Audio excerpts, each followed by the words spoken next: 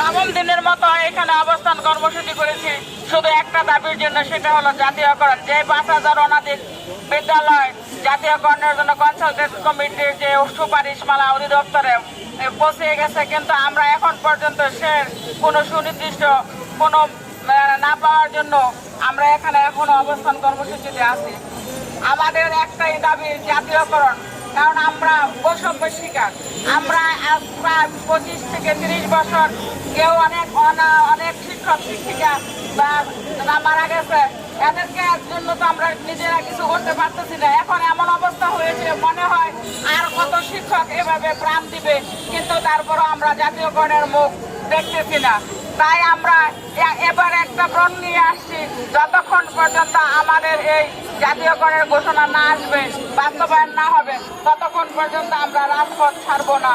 রাজপথ ছাড়তে আমরা পারবো না এই কারণে, কারণ আমাদের ঘরে ফেরার আর কোনো সুযোগ নেই।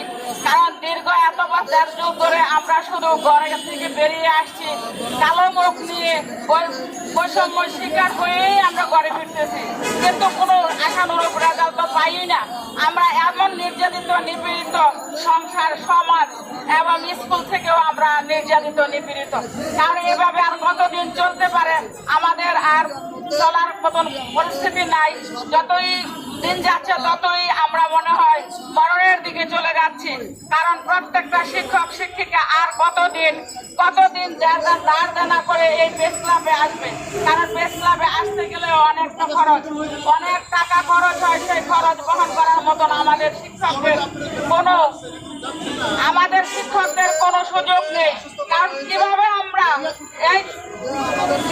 আমরা আর বহন করব?